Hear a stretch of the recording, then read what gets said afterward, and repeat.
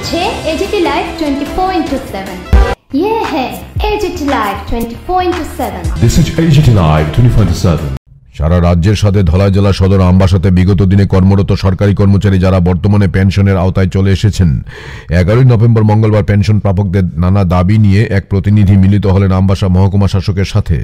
7টি দাবি উল্লেখিত মেমোরান্ডাম মহকুমা শাসকের হাতে তুলে দেওয়া হয় পেনশনারদের পক্ষ থেকে রাজ্যের মুখ্যমন্ত্রীর কাছে, যা মহকুমা শাসকের মাধ্যমে জেলা শাসক হয় রাজ্যের মুখ্যমন্ত্রীর হাতে পৌঁছানো হবে বলে জানান মহকুমা শাসক রিঙ্কু রিয়াং।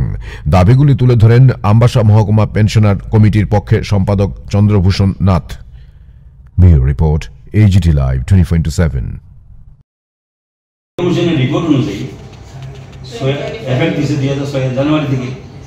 এই যে 2 বছরের মধ্যে যারা রিটায়ারমেন্টে গেছেন ওনারা কিন্তু সেই যারা হাইকোর্টের নির্দেশ আছে, হাইকোর্টের নির্দেশ অনুযায়ী আমরা প্রত্যেকটা দপ্তরের কাছে আমরা আমাদের এই হাইকোর্টের যে রায়টা হয়েছে রায়ের কপিগুলো আমরা দিয়ে দিয়েছিলাম, কিন্তু আজ অব্দি দুর্ভাগ্য আমরা সেই বেনিফিটটা এখন পর্যন্ত নিতে পারতেছি না, যারা আমরা বঞ্চিত হয়েছি। 6 number promoted pension amount after completion of 10 years and 18 months instead of 15 years as per verdict of Honorable Supreme Court, and also sanction boosting of basic pension at the age of 65, 70, 75, 80, 85, 90 and 1000 respectively. এটা হইল এটা হইছে এখনো আছে as that of central government।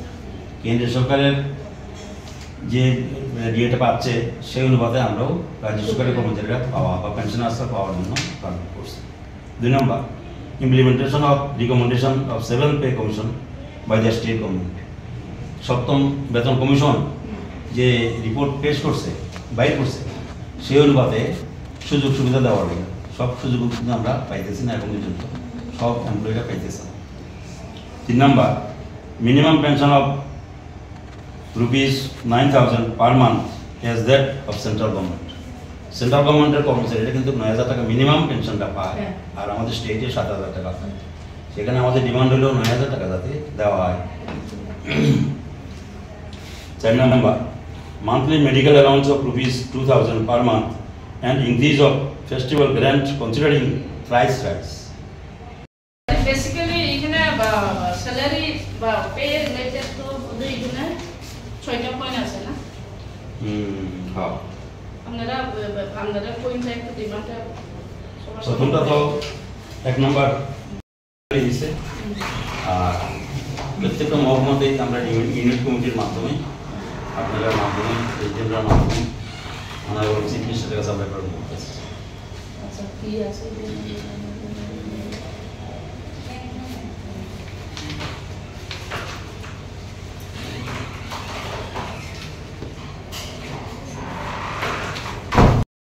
বারে 2,000 টাকা আমরা demand করতেছি।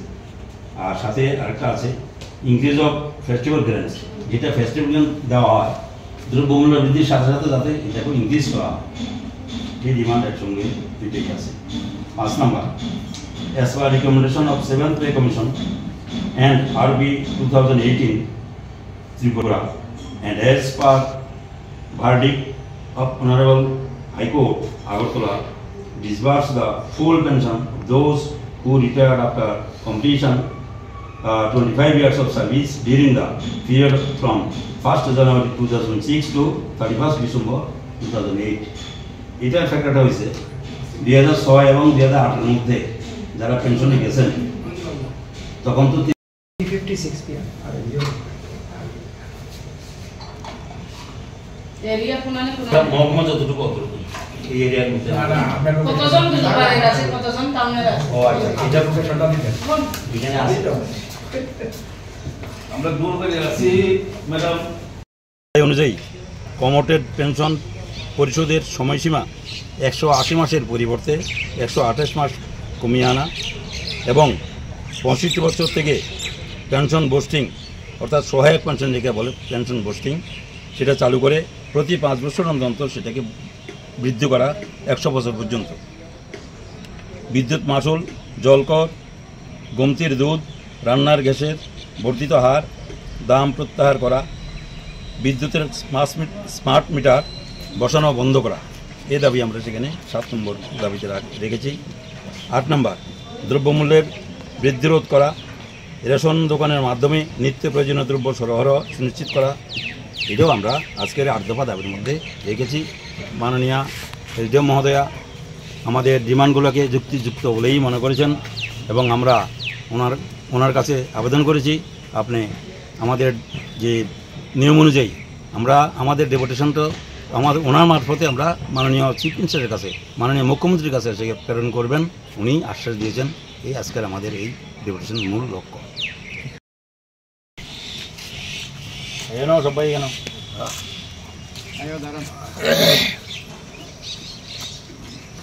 ত্রিপুরা সরকারের অবসরপ্রাপ্ত কর্মচারী তথা পেনশনার ও পারিবারিক পেনশনারদের প্রতি আমাদের যে আবেদন, সেই আবেদনের ভিত্তিতে আজকে আমরা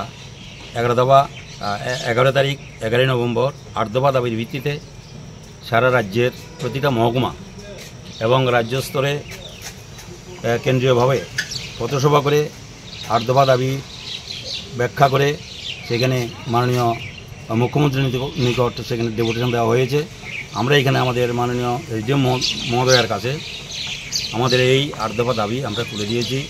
সেই 8 দফা দাবির মধ্যে আছে অবিলম্বে বকেয়া মহার্ঘ ভাতা মহার্ঘ রিলিফ মঞ্জুর করা, পূর্ব প্রদত্ত প্রতিশ্রুতি মতো 7ম বেতন কমিশনের সুপারিশ কার্যকর করা, ন্যূনতম পেনশন মাসিক 9,000 টাকা করা, মাসিক চিকিৎসা ভাতা এবং উৎসব অনুদানের পরিমাণ বাড়ানোর একটা দাবি, 7ম বেতন কমিশনের সুপারিশ কার্যকর করা এবং মহামান্য উচ্চ আদালতের রায় অনুযায়ী 25 বছর চাকরি করে অবসরপ্রাপ্তদের পুরো পেনশন দেওয়া, এই দাবি আমরা সেখানে